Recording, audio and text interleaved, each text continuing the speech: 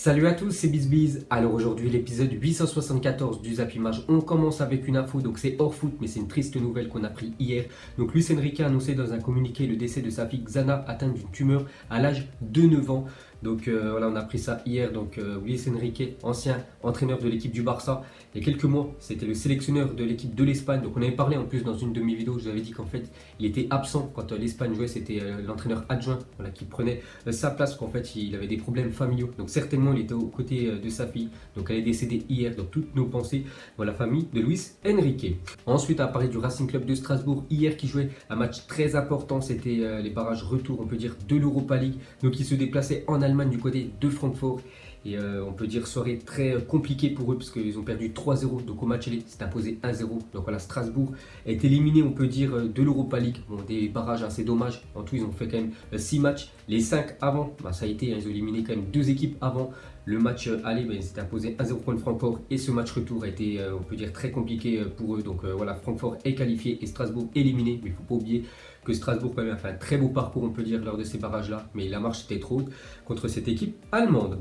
Ensuite, les gars, pour continuer avec l'Europa League, donc le tirage au sort des phases de groupe de l'Europa League se tiendra à 13h. Donc on en reparlera bien évidemment demain. Donc 2 clubs français sont engagés. Donc n'oubliez pas qu'il y aura le Stade Rennais et l'équipe de l'AS Saint-Etienne. Ensuite, cette fois-ci, on va parler du tirage au sort de la Ligue des Champions. Donc hier, j'ai fait une longue vidéo en compagnie de mon frère. On a parlé, on peut dire, de tous les groupes pour nous qui allaient sortir en 8e de finale. Donc là, on va en parler bien évidemment un peu plus rapidement. Donc parmi tous ces groupes-là, on voit un groupe de la mort. C'est le groupe F avec l'équipe du Barça, Dortmund et l'équipe de l'Inter Milan. Il y a aussi le Slavia Praga qui complète ce groupe, donc pas de chance pour eux. Donc le PSG a quand même le Real Madrid, Bruges et l'équipe turque du Galatasaray. Donc on verra ce que ça va donner.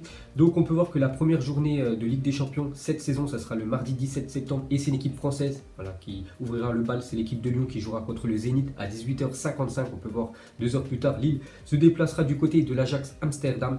Et le lendemain, les gars, gros match parce que le PSG à 21h jouera contre l'équipe du Real Madrid. Donc un énorme choc. Il y aura aussi dans le même temps l'Atlético contre l'équipe de la Juventus Turin. Ensuite, regardez le calendrier du Paris Saint-Germain. Donc on peut voir que tous les matchs du PSG cette saison en Ligue des Champions se dérouleront à 21h. Donc la saison dernière, je me souviens, ils avaient fait un match à 18h55. Cette année, ce sera tous les matchs à 21h. On peut voir le calendrier du Paris Saint-Germain. La même chose pour l'équipe de Lille. Tous les matchs se joueront à 21h pour Lille et pour Lyon, les gars. Et donc il y aura 2 matchs qui seront décalés à 18h55. Ensuite, les gars, une déclaration de Nasser, le président du Paris Saint-Germain, par rapport au tirage. Il a dit: on a toujours un tirage au sort difficile. Le Real Madrid a remporté plusieurs fois la compétition.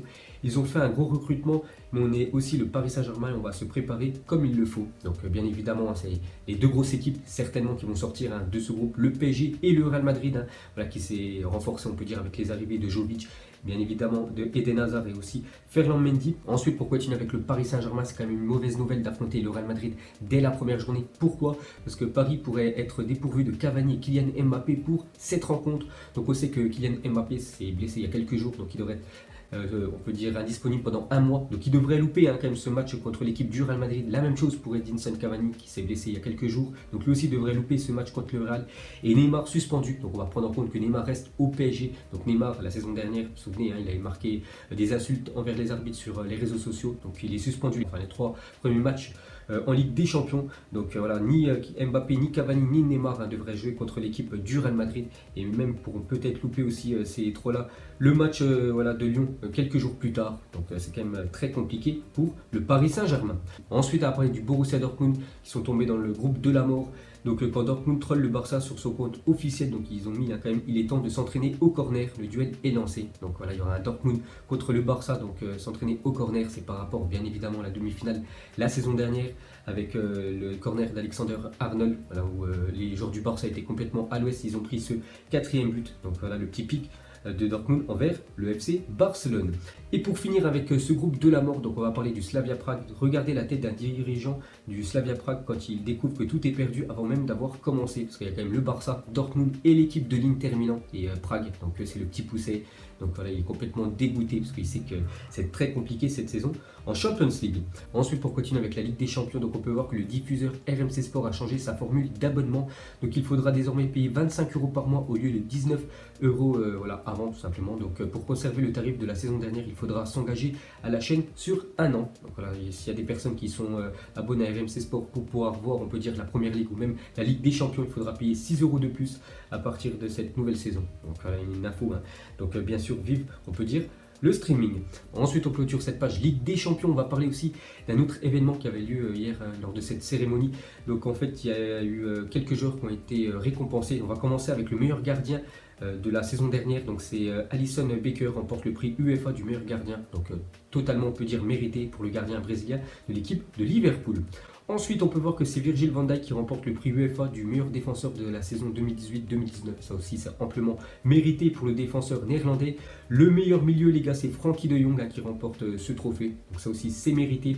Et le meilleur attaquant, donc on avait le choix entre Messi, Sadio Mané et Cristiano Ronaldo, et c'est Messi qui remporte ce trophée. Donc voilà, du meilleur attaquant UEFA de la saison dernière. Et pour finir avec les récompenses, donc la dernière, c'est le prix UEFA du meilleur joueur de la saison 2018-2019. Donc on avait le choix entre ces trois monstres, hein. Donc Messi, Ronaldo et Virgil van Dijk.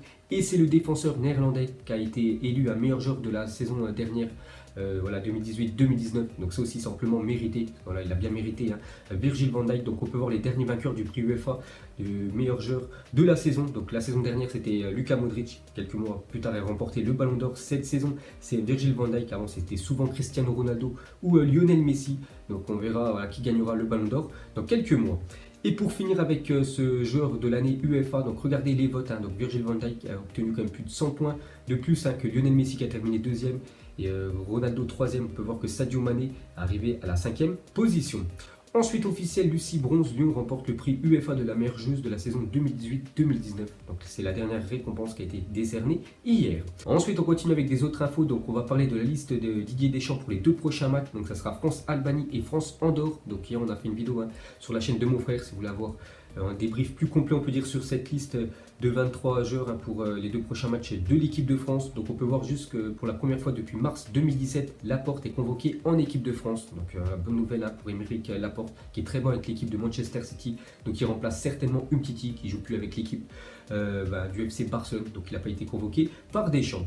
Et on peut voir qu'il y a un petit nouveau en fait, c'est Jonathan Iconé est convoqué pour la première fois en équipe de France. Donc lui aussi félicitations à lui. Donc il remplace certainement Kylian Mbappé qui est lui blessé. Ensuite on ouvre la page Mercato, on commence avec Ricardo Quaresma quitte le Beşiktaş et rejoint Kassim Passa.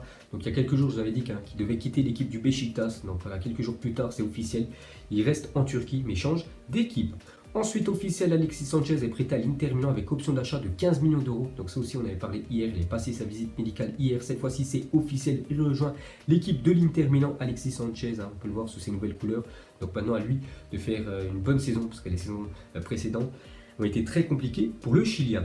Ensuite, les gars, on va parler de Emiliano Sala. Donc la FIFA laisse jusqu'au 5 septembre à Cardiff et à Nantes pour régler leurs différends concernant le paiement du transfert d'Emiliano Sala. Passé cette date et sans accord, les deux clubs s'exposent à des sanctions, parce que je ne sais toujours pas si l'équipe de Cardiff quand même a payé, on peut dire, la somme demandée par Nantes. Je ne sais pas ce qui se passe. Donc à partir du 5 septembre, donc on peut voir que c'est la FIFA qui prendra les choses en main. Ensuite, on peut voir le troisième maillot de l'équipe de Lyon pour cette saison. Donc il a été dévoilé hier. On peut voir Oussem Aouar en train de le porter. Ensuite, officiel, la démo de FIFA 20 sera disponible le 12 septembre prochain. On peut voir les équipes qui seront disponibles dans cette démo.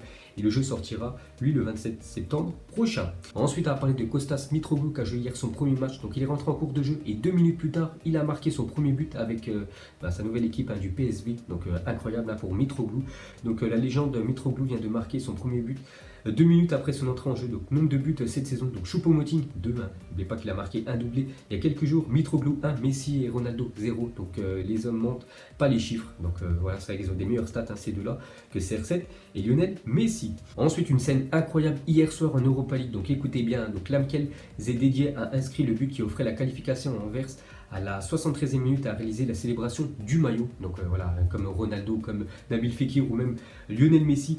Mais le problème, c'est qu'il avait déjà un carton jaune. Donc il a pris de carton rouge, donc il a été expulsé. Donc Alkmaar, donc l'équipe contre qui il jouait, a égalisé à la 90e minute et s'est finalement qualifié en prolongation 4-1. Donc pourtant, lui avait marqué le but, hein, de la qualification pour son équipe de Anvers. Donc les supporters du club belge sont furieux contre lui. Donc voilà cette aventure, hein, qui s'est passée hier en Europa League. Et pour finir ce Zappy Match, donc même genre de questions que les dernières vidéos. Donc vous pensez à qui quand vous voyez ce maillot en premier? Vous mettrez tout ça en commentaire. Donc moi j'ai pensé directement à Ricardo Kaka et aussi Ronaldinho qui avait porté ce maillot. Mais pour moi c'est Kaka dès que je vois ce maillot. Donc voilà les gars, la fin des Zappy Match 874. Donc si ça vous a plu, un petit like et je vous ferai l'épisode 875 demain. Donc moi je vous laisse et je vous dis à la prochaine. Comme d'habitude, ciao à tous.